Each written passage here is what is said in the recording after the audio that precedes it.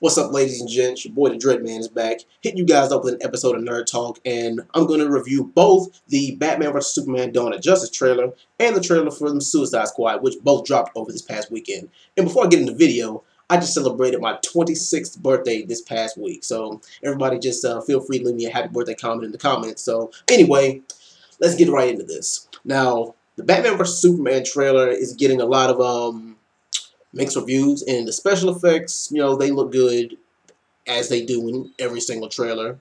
And the story, of course, picks up where Man of Steel left off, because there was little Easter eggs in the Man of Steel movie. If you guys didn't pay attention, I had to actually watch it a couple more times just so I could see all of them. And of course, there was a whole thing with Ben Affleck being cast as Batman. They cast him back as Batman back in summer of 2013. Somebody correct me if I'm wrong. And that in itself got a lot of backlash. And after going over the trailer, after actually, breaking down the trailer and analyzing it, I say a lot of people still are not 100% sold on this movie. And guess what? I'm one of those people. That's the way it should be. You should be 100% sold on the trailer. A trailer should be enough. A trailer should be enough to whet your appetite. And before people go flying off the handle, say, "Oh, this Batman sucks," "Oh, this Superman sucks," "This the way they're setting this story on sucks." I mean, just before you dismiss something and write it off, just give it a chance. I mean, the same thing with the Jared Leto Joker, which I'll get to in a second. Like I said, am I 100% sold on this movie? No.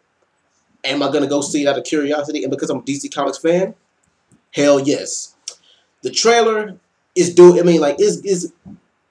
just enough for me just to make me want to watch it, just see which direction they're gonna take it in, because they're setting up this whole DC cinematic universe now. And everybody keep in mind that every movie prior to Man of Steel has nothing to do with every DC comic movie that's happening between now and Justice League Part 1 and Part 2, which comes out in 2019, 2020. Oh yeah, and I made a video about this a couple of years ago too.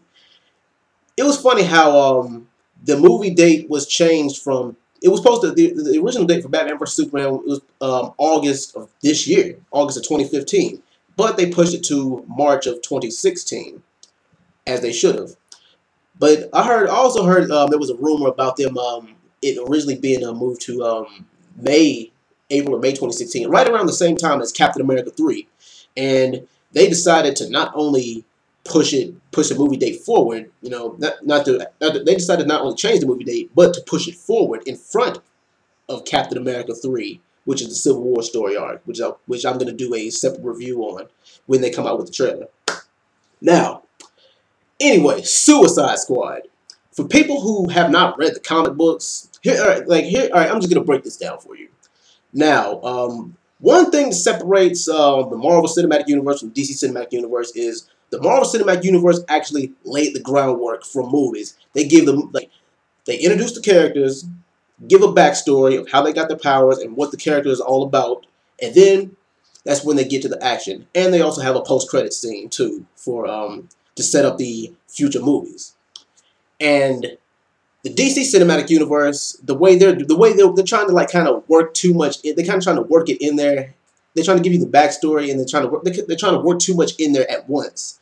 The way they're trying to work it in there is if you have not read any of the comic books, or if you don't know any of the backstory for any of these guys, then you're not gonna get it. You're not gonna understand it. Marvel did a better job of laying the groundwork. But the Suicide Squad, I'm very interested in the Suicide Squad because for people who have not read the comic books, the Suicide Squad is a vigilante anti-hero team that's made up of mostly Batman villains: Killer Croc, Deadshot, Harley Quinn, Captain Boomerang, if you watch Batman the Brave and the Bold, and more.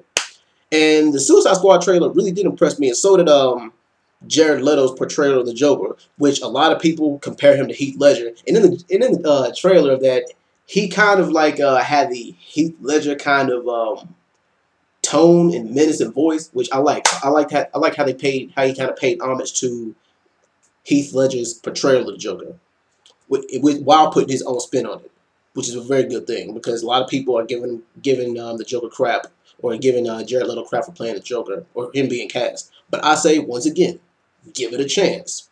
Now, these movies are coming out 4 or 5 months apart from each other, one in March and then one in August of 2016. And I personally think that Suicide Squad is going to be a better movie than Batman vs Superman: Dawn of Justice. But watch, I think that they're going to do in Batman vs Superman: Dawn of Justice. I think they're going to have a post-credit scene, which is going to introduce, which is going to be like a little teaser for the Suicide Squad, like we did in our new movies coming out. But yeah, I think that this we're going to see in the post-credit scene of Batman vs Superman: Dawn of Justice.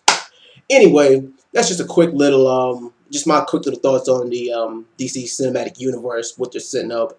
Hopefully, we see something beautiful, and Marvel, watch out. That's all I'm gonna say. Anyway, thanks guys. This has been an episode of Nerd Talk. I'll be back with another video soon. Peace.